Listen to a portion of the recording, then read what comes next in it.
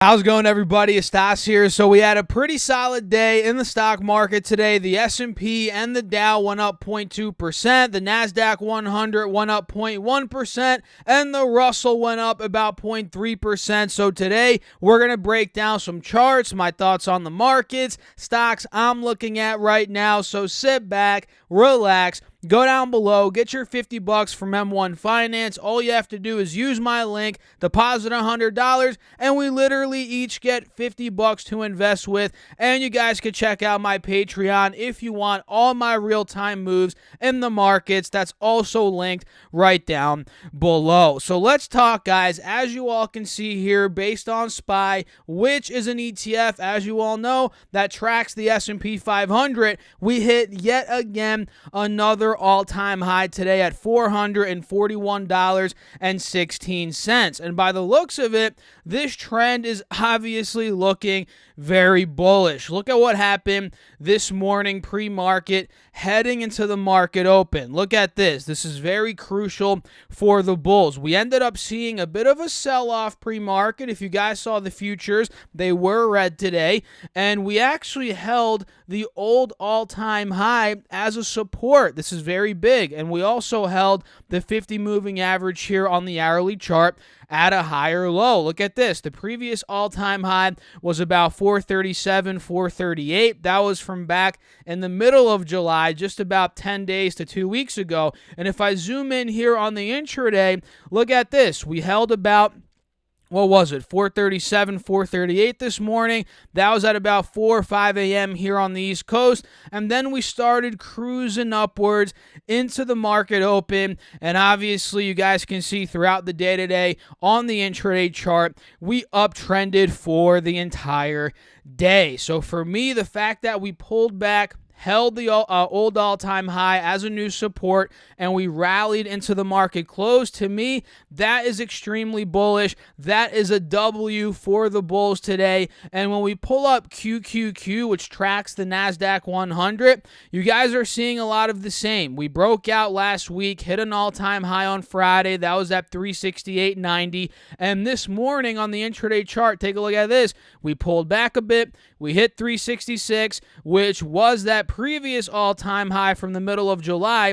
You can see that here. We hit 366 this morning. We held it as support. And if I pull up the intraday chart, we ended up rallying for the entire rest of the day. So W in the books for SPY, W in the books for QQQ. And by the looks of it, for both of these ETFs, the breakout that started on Friday is continuing, and the bulls are fully in charge as we're getting into the biggest week for earnings season, which is this week. I mean, we have Tesla that we're going to talk about. They just reported earnings about an hour ago. We have a lot of earnings tomorrow. We have AMD, Apple, UPS, Microsoft, Google, Visa, Starbucks, Teladoc. We have Raytheon as well. And we also have a bunch of other companies, guys. There's so many. MasterCard, Amazon, the list goes on for this week. So let's break down some stocks. And if you guys are enjoying the video, as always, smash that like button for me. It really helps me out. Make sure to subscribe if you haven't done so already. And let's talk about some stocks here, starting off with number one, which I just told you guys, they reported earnings about an hour ago. Tesla, ticker symbol TSLA, and this is one that I'm long on. I've owned it for quite some time at this point, and they're up about $15 pre-market or aftermarket rather, and that's on top of the 2%, $14 that they went up at the close of the market. So overall, from where we opened up on Tesla today at about, or where we closed rather, at 643 on Friday, we're up about $30, give or take, per share from that point. Or in other words, we're up about 4 or 5, more like 4.5%. as of now at least, after market. And of course, this can change. We could end up dumping at market open tomorrow, pre-market tomorrow, or we could go a lot higher. It can change, but as of now, the stock is up about $30, which is awesome from Friday's close. And enough with that. Let's talk about what they did for earnings. EPS came in at $1.45 versus 96 cents, so they completely smashed EPS. And pulling up this 4-hour chart, or actually the yearly chart should show it, you guys can see the ascending pattern of not the stock. Well, yes, the stock's ascending, but the ascending EPS numbers from a couple quarters ago. They did 76 cents, followed by 80 cents. The last quarter, they did 93 cents, and now they just did $1.45. That is 4 quarters of profit in a row. That's a very good sign for Tesla. And when it comes to revenue, which I would say is arguably more important than the EPS here, revenue came in at $11.96 billion versus $11.21 billion estimated, so they beat revenue by a nice margin. And auto revenue came in at $10.21 billion, so a huge chunk of the revenue, 11.96, 10.21 was the auto revenue, and the gross margin of the auto segment of the business was 28.4%, which you can't laugh at that. That's pretty solid, especially for a company like Tesla, 28.4%, and they had 98% revenue growth year over year, which you can't complain about that either. So overall, looking at these numbers, and on top of that, they had total Q2 deliveries of 201,304 vehicles, up 121% year over year. Overall, looking at these numbers, you can't complain. As a Tesla shareholder, you cannot complain. These are pretty solid numbers. And sure, the EPS number, not only for Tesla, but any company out there, can be manipulated, right? You can move some of numbers, you can do some tricky accounting, and you can manipulate EPS numbers, which is why for growth companies, I like looking at revenue more, which is growing, again, 98% year over year, which you can't complain about because revenue numbers, they can't really be manipulated. I mean, if there's false revenue numbers, you know what that's called, guys? That's called fraud. And you know who's coming after you? The SEC, which we've seen with many companies out there that have botched their numbers and their stocks go poop down the drain, right? So I'm not saying Tesla's a fraud or anything. They're definitely not, at least in my opinion. Sure, anything's possible, but 98% year over year on the revenue, that is very solid, and they're growing deliveries 121% year over year. That makes me very happy, and by the looks of it, guys, the shareholders are happy as well, or at least the stock's going up, which I guess indicates more buyers stepping in, so that's great. And by the looks of it, now we're taking out the highs from last week, 665, which I mentioned this morning on Patreon, and a couple times last week. Look, 665 is a big sticking point for Tesla. We broke out of that. Now we're about to test the lower high downtrend that we've been stuck at for months at this point at about 675, 680. That's the next big test, to where if we break that, I'm thinking Tesla can go 710, 715, which is another big test, which was a big resistance from back in March heading into April, a little bit in May as well. So if we break 780 or 680 rather, I'm going to put my alert right there. Don't be surprised if we see a short-term move over the next couple of trading days back into the low 700s. I can see that happening. So I'm putting my alert there, looking to see if this gap right here could fill. And I'm going to show you guys with my circle tool. So keep your eyes on the chart right now. Look at this gap. If this were to fill, guys, we could get a trade on that, whether it's a day trade, maybe a shorter term swing trade. I definitely think that's in the cards. That's possible. And let me know your thoughts. I mean, are you guys happy with this Tesla report? Are you not happy? Are you a shareholder? Are you not a shareholder? Let me know in the comments. And let's talk about some defense stocks right now. Number one, which isn't doing that well today, is Lockheed Martin, ticker symbol LMT. This one went down about 3.3% today. They did EPS of $6.52 versus $6.53, so they missed by a very slim margin when it comes to EPS. And revenue came in at $17.03 billion, which beat the $16.93 billion estimate. So they missed EPS, they beat revenue, and the stock took a bit of a hit. But overall, net, I mean, it's still up from that low point earlier in February. It's still up from 320 to about 370. In other words, it's up 12%. So you're still doing well if you bought this stock a couple months ago. And when I'm looking at the technicals here, guys, we're trading under both moving averages. We're seeing a death cross here on the 4-hour chart, the 50 cross under the 180 SMA. The green line is under the yellow line or the gold line here, which isn't the best, but we are oversold. You guys can see the RSI is at 31 right now, which is pretty oversold. So maybe we hold the bottom of this channel. I think that's possible at about 365, 367. And maybe as the dust settles here, we get some sort of relief rally, maybe back up to the mid-370s, high 370s, low 380s. That could be about, let's see here, 3 to 4% upside. So I'm not looking to pull the trigger eagerly right now on LMT, but I'll give it a couple of days. I'll see what it does in the lower mid 360s, high 360s. If we consolidate here a bit, 2-3 days, 1-2 days, don't be surprised if it does start climbing back up for a relief rally. Raytheon is another one that I'm looking at, RTX, which, full disclosure, I used to own this long-term position. I used to have one here, but I ended up taking profits a couple months ago. I forget exactly where, guys, but I was in this in the 60s, sold out. I think it was in the 80s roughly, pretty much right where we are now. And then after I sold it, it ran up to 90. Now we're back down to the mid-80s. So it looks like this one, like I said, has been selling off a bit.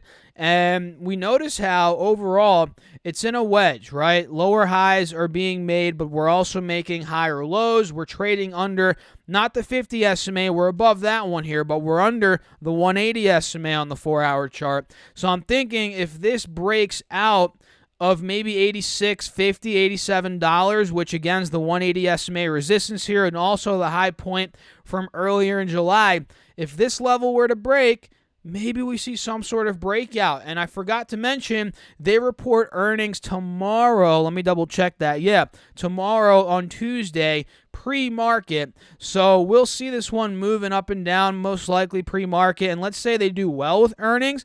Unlike Lockheed Martin, this could break out of the wedge like we're seeing here with this arrow I drew. And who knows, we could be getting a little short-term swing trade on the breakout, maybe some sort of day trade. And one thing worth mentioning here, let me clear this drawing set. One risk here that I'm noticing in terms of technicals, very short-term speaking here, past 2-3 months, I'm seeing a head and shoulder. We have the left shoulder, head, right shoulder, and if I zoom in a bit more, you guys will be able to see this. Left shoulder, head, right shoulder. And as of now, we're struggling at, you guessed it, the neckline. This is where we struggled back when the left shoulder was forming at about 86, 87. So if we fail breaking the neckline, which is why I probably should put an alert at about $87, if we fail at the neckline, you guessed it, guys, you know what's going to happen. It's probably going to start dumping back down towards the lower 80s, maybe high 70s, which in that case, I'm not going to be a big fan of it. But again, if we break 87, hence why I put the alert there, if we break the neckline, this could be a high flyer back to the 90s, high 90s, mid 90s. Who knows? All I know is that if it breaks the neckline, we're going to be moving higher in the short term. So I'm watching Raytheon, RTX, and Lockheed Martin, LMT, and CCL is another one that I'm very excited about. And if you guys are in my Patreon, you know that I've been trading this one. I actually hopped in and out of it last week. I bought at 19. If you guys remember, last week this thing tanked to about 19.19. I bought it, I believe, the next day at about, or was it the same day? It was this day right here. I bought it at about 1968 or something like that, or actually might have been here on the 19th. I bought it at 1968. Then literally the next day, this thing popped 10%, if you guys remember that. And I sold it out on that day for about a 7% gain from 1968 up to about $21 and I believe 12 cents to be exact. And it ran up even more after that. It went to about 23.50, 40 roughly. And then we started pulling back, and I rebought into it. I believe it was on Friday actually. Yeah, Friday I bought back in at 21 or 22 rather. 68 is where I bought. And now we're moving up. We're actually seeing another 5% day. We're back above $23 now. And this is one of those stocks that I'm going to be holding for a couple of weeks now, or maybe even 2 to 3 weeks until it gets to my price target. I mean, my price target initially is about more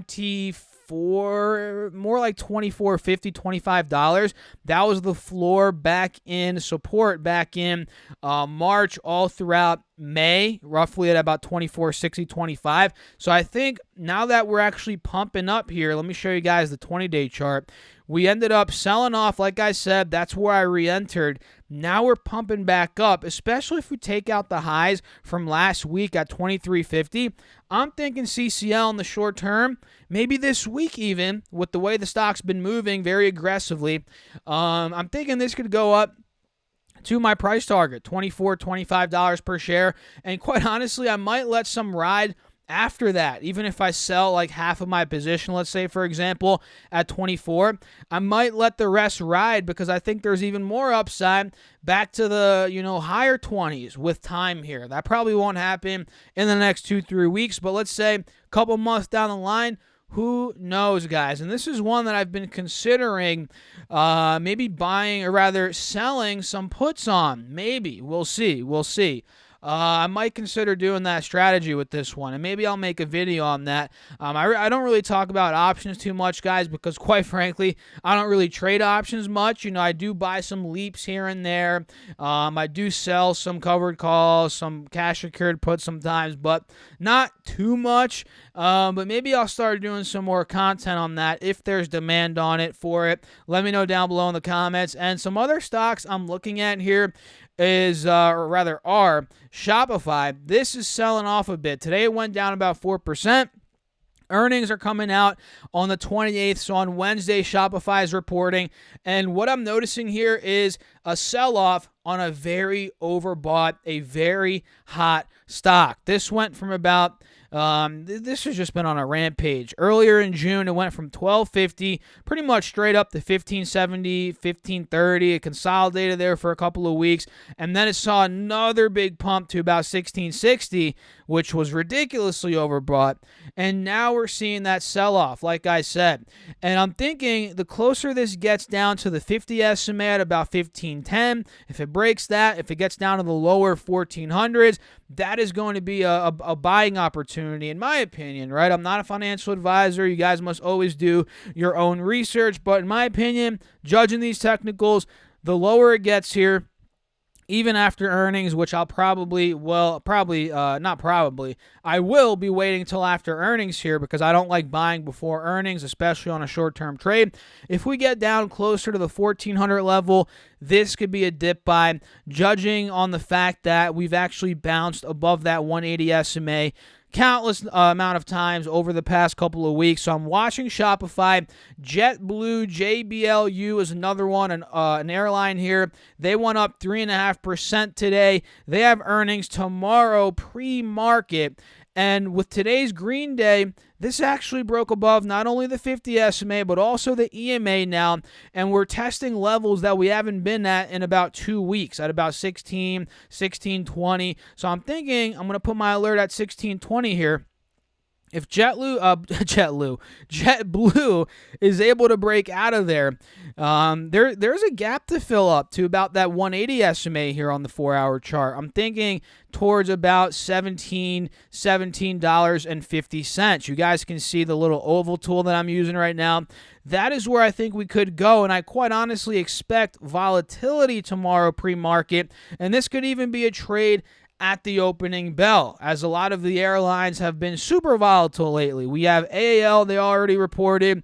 I believe LUV Southwest already reported as well. The DAL, I don't think DAL reported yet, or actually they did a couple days ago. So a lot of these airlines, more like 2 weeks ago for DAL, but a lot of these airlines have been crazy. They've been volatile. So for that reason, I'm watching JetBlue, guys, and I think you should as well. And the last one here, which kind of deals with the airline industry in a sense, is Boeing. They make planes, and they haven't been delivering and making as many planes as they have last year, and there's been a lot of complications with their planes, and it's just been a disaster, guys. The stock in recent times is down from 280. That was back in March. Now it's at 224. So for my mental math, that's a bear market. Yeah, it pretty much is. Down 20%. So this one's in a bear market now, clearly in a downwards channel. Today we went up 2%, so we did break the 50 SMA resistance, and we could maybe see a window of profit from 225 towards the 180 SMA resistance here on the 4-hour chart, which puts it at about 235. So we could maybe make a trade there. But overall, I want to see what these earnings are looking like, and ideally, if it was a perfect world, if everything could go based on how I wanted to, which would be awesome, I would want to see Boeing break out of this downwards channel. I'd love to see it take out 235, 240, and start trucking back to 250, 260, but it probably won't do that unless we get good EPS and good revenue, and more importantly, we get good guidance. That is what this company needs, especially because it has not been doing well year over year. All the complications it's been having.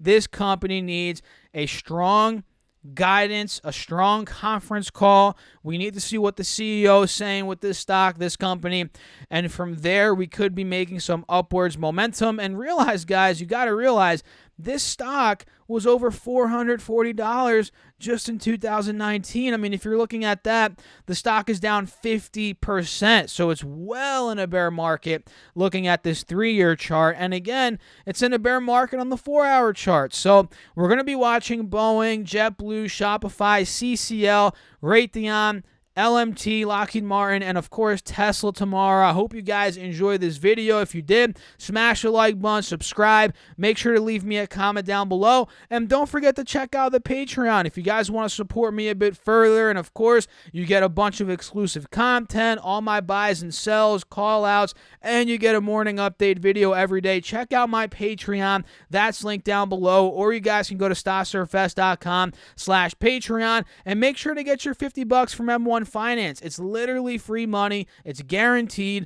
All you have to do is deposit $100 and we each get $50. That's linked right down below.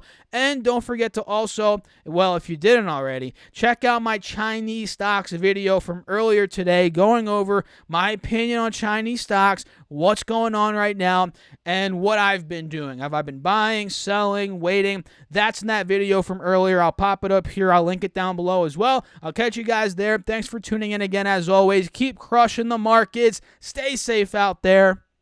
Peace out.